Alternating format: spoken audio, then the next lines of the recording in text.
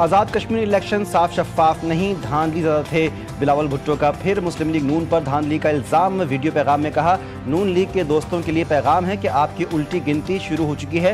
کشمیریوں نے بہادری کے ساتھ نون لیگ کی دھونس اور دھاندلی کا مقابلہ کیا۔ پیپلز پارٹی کارکنان نے شہادت قبول کی۔ ہمارے رکن قومی اسمبلی کے ہاتھ میں گولی لگی۔ ان سب کے باوجود عوام نے پیپلز پارٹی کو 9 سیٹوں پر کامیاب کروایا۔ پونچھ والوں میں آ رہا ہوں، آپ تیاری کریں۔ میر پور اور مظفر آباد میں جو سیٹیں چوری کی گئیں وہ آپ کو واپس دلواؤں گا۔ ہم پیچھے نہیں ہٹتے اور نہ ہی میدان چھوڑتے ہیں۔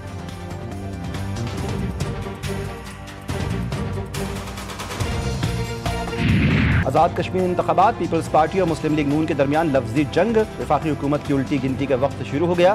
سینئر وزیر سندھ شرجیل میمن نے الزام عائد کیا کہ پی پی امیدواروں کو ہرانے کے لیے نون لیگ اور الیکشن کمیشن کا گٹھ جوڑ تھا۔ آزاد کشمیر الیکشن میں بھرپور دھاندلی کی گئی۔ پیپلز پارٹی آخری مرحلے تک میدان نہیں چھوڑے گی۔ وفاق اور پنجاب میں فارم 47 کی حکومت ہے۔ نون لیگ کے امیدوار ٹھپے لگاتے رہے، ہم نے شکایتیں کی مگر افسوس الیکشن کمیشن بھی ان کی پارٹی بن گیا۔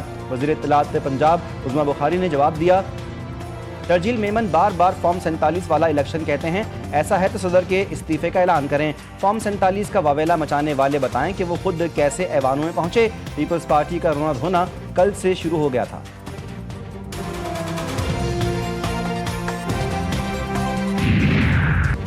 مخالفین کو مسلم لیگ نون کی فتح ہضم نہیں ہوئی۔ شرجیل انعام میمن کی طرف سے بے بنیاد الزامات لگائے گئے۔ الزامات لگانے والے شواہد بھی پیش کریں۔ وفاقی وزیر اطلاعات عطا تارڑ کہتے ہیں کہ 2024 کے انتخابات پر سوال اٹھائیں گے تو سندھ پر بھی سوالات اٹھیں گے۔ سیاسی نوک جھونک جمہوریت کا حصہ ہے، لیکن برداشت، تحمل اور رواداری کا مظاہرہ کیا جائے۔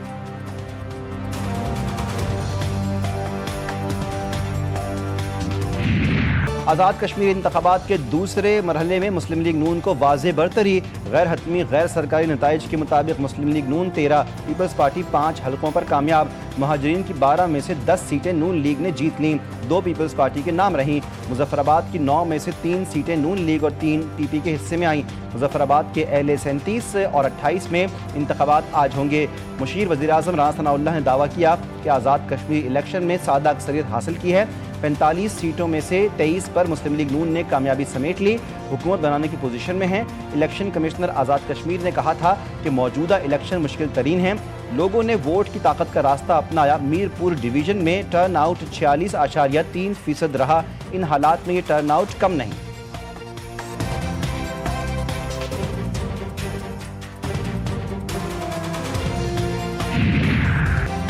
پیٹرولیم مصنوعات کی نئی قیمتوں کا اعلان۔ پیٹرول 4 روپے 8 پیسے اور ہائی سپیڈ ڈیزل 2 روپے 45 پیسے فی لیٹر کم۔ پیٹرول کی نئی قیمت 331 روپے 95 پیسے فی لیٹر ہو گئی۔ ڈیزل کی نئی قیمت 389 روپے 93 پیسے مقرر۔ ایران کے ساتھ مذاکرات آج سے شروع ہوں گے۔ امریکی صدر ڈونلڈ ٹرمپ نے کہا، لوگوں کو مارنا نہیں چاہتا، میری ترجیح معاہدہ کرنا ہے۔ دعویٰ کیا کہ میری مقبولیت اب تک کی بلند ترین سطح پر پہنچ چکی ہے۔ امریکی صدر نے ذرائع ابلاغ کے سرویز کو جعلی اور گمراہ کن قرار دیا۔ امریکہ کے ساتھ اس وقت کسی بھی قسم کے مذاکرات نہیں ہو رہے۔ ایران کی تردید۔ وزارت خارجہ کے ترجمان اسماعیل بقائی نے کہا، آبنہ ہرمز سے ایک عارضی محفوظ راستے کے قیام کے حوالے سے عمان کے ساتھ بات چیت جاری ہے۔ واضح کیا، آبنہ ہرمز کو دوبارہ کھولنے کے لیے محض عمان کے ساتھ کسی معاہدے تک پہنچنا کافی نہیں ہوگا۔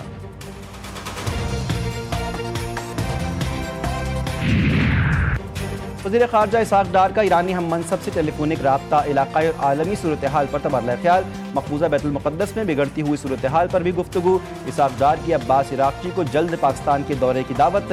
پاک ایران سفارتی رابطے، 2 طرفہ تعلقات مضبوط بنانے پر اتفاق ہوا۔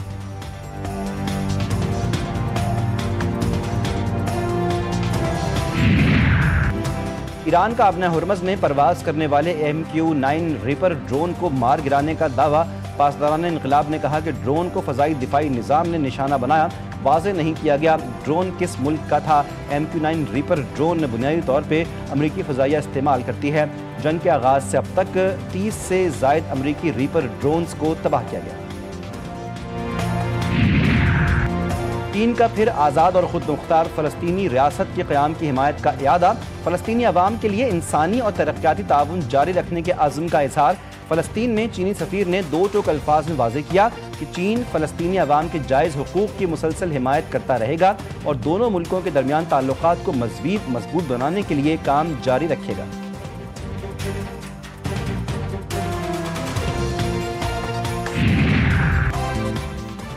وزیراعظم شہباز شریف سے وفاقی وزیر داخلہ محسن نقوی کی ماڈل ٹاؤن میں اہم ملاقات، ملک کی مجموعی سیاسی اور سیکیورٹی صورتحال پر تفصیلی تبادلہ خیال۔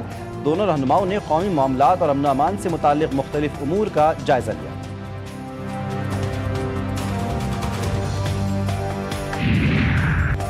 وزیراعظم کی نجکاری پروگرام کے تمام مراحل مقررہ مدت میں مکمل کرنے کی ہدایت۔ شہباز شریف کی زیر سربراہی سرکاری اداروں کی نجکاری کے عمل میں پیش رفت کا جائزہ اجلاس۔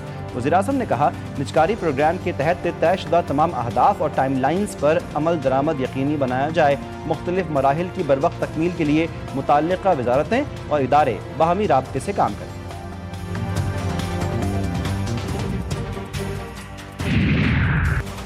رحمان بھولا پھر گرفتار۔ کراچی کے علاقے بہادرآباد میں ایم کیو ایم کے عارضی مرکز میں دو گروپوں کا جھگڑا اور فائرنگ، پولیس اور قانون نافذ کرنے والے اداروں کی کارروائیاں۔ ایم کیو ایم پاکستان کے رکن رحمان بھولا کو نارتھ ناظم آباد سے گرفتار کر لیا گیا۔ خالد مقبول اور مصطفیٰ کمال گروپس میں صلح نہیں ہو سکی۔ رات گئے نامعلوم مقام پر ہونے والے مذاکرات ناکام ہوئے۔ خالد مقبول صدیقی کے قریبی لوگوں کا مصطفیٰ کمال اور انیس قائم خانی سے علیحدگی کا مشورہ۔ مصطفیٰ کمال نے کہا، کل کے واقعے پر کچھ نہیں کہنا چاہتا، کچھ بھی سیل نہیں ہو رہا، تمام معاملات ٹھیک کر لیں گے۔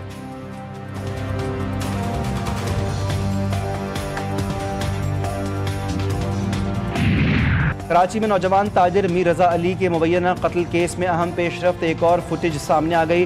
رضا کو جیب سے کوئی روشن چیز نکال کر پھینکتے دیکھا گیا۔ مقتول کا موبائل فون ریکارڈ تفتیش کاروں کو مل گیا۔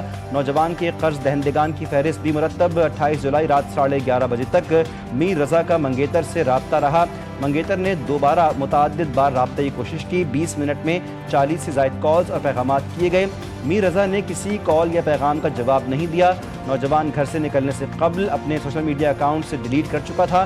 والد کے اکاؤنٹ میں 2.5 لاکھ روپے منتقل کیے۔ میر رضا سیکیورٹی گارڈ کا 30 بور پستول ساتھ لے کر نکلا تھا۔ میر رضا علی کیس نے معاشرے کو جھنجھوڑ کر رکھ دیا۔ تحقیقاتی کمیٹی جذبات سے ہٹ کر حقائق پر فیصلہ کرے گی۔ ایڈیشنل آئی جی آزاد خان نے کہا، میر رضا کیس میں شواہد اکٹھے ہو رہے ہیں، تمام کڑیوں کو آپس میں جوڑا جا رہا ہے۔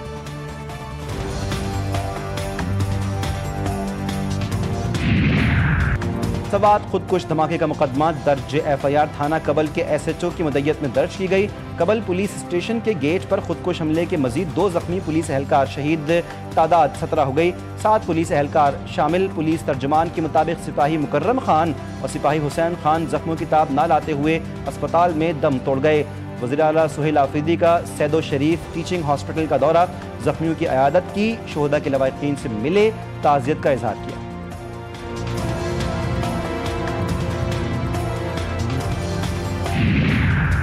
کراچی میں سوراب گوٹھ جمالی پل کے قریب فائرنگ، پولیس اہلکار شہید، شناخت زمان عباس کے نام سے ہوئی۔ شہید کانسٹیبل سائٹ سپر ہائی وے میں تعینات تھا۔ بی بی سی کی رپورٹ، حقائق کے منافی الزامات گمراہ کن پروپیگنڈا ہیں۔ سیکریٹری اطلاعات آزاد کشمیر محمد راشد حنیف نے کہا، کالعدم عوامی ایکشن کمیٹی نے مسلح عناصر کو پناہ دے رکھی ہے، ہنگامے کر کے سرکاری اور نجی املاک کو نقصان پہنچایا۔ کالعدم کمیٹی کے مسلح جتھوں کی فائرنگ سے سیکیورٹی اہلکار شہید ہوئے۔ 5 اگست کو ملک بھر میں یوم استحصال کشمیر منایا جائے گا۔ وزیراعظم کی کشمیری عوام کے ساتھ اظہار یکجہتی کے لیے 1 منٹ کی خاموشی اختیار کرنے کی ہدایت۔ کابینہ ڈویژن کے جاری کردہ نوٹیفیکیشن کے مطابق ملک بھر میں بدھ کی صبح 9 بجے 1 منٹ کی خاموشی اختیار کی جائے گی۔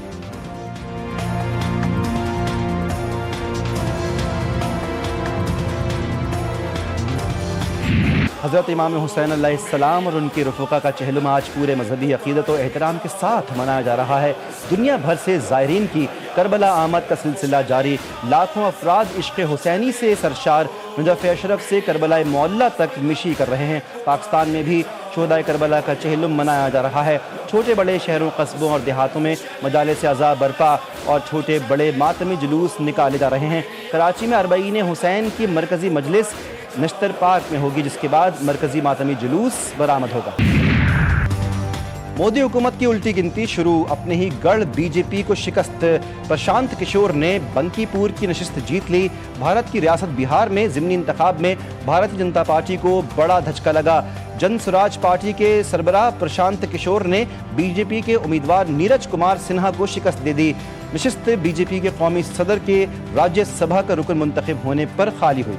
और लाहौर और रावलपिंडी में मूसलाधार बारिश, कई इलाके पानी में डूब गए। सड़कें, गलियां, सब कुछ तालाब बन गईं। बारिश के बायस ढोक खब्बा, ओल्ड एयरपोर्ट समेत मुख्तलिफ इलाकों में कई फुट पानी जमा। ट्रैफिक की रवानी मुतासर। कोहे सुलेमान की पहाड़ी सिलसिले में मूसलाधार बारिश, रुझान की नदी नालों में तो यानी सैलाबी नाला मंगा बिफर गया। पानी शाहवाली की बस्ती लशारी में दाखिल। बस्ती नजहानी के करीब सैलाबी रेले से कटाव का अमल जारी। पानी मुल्का आबादियों की जानिब बढ़ने लगा।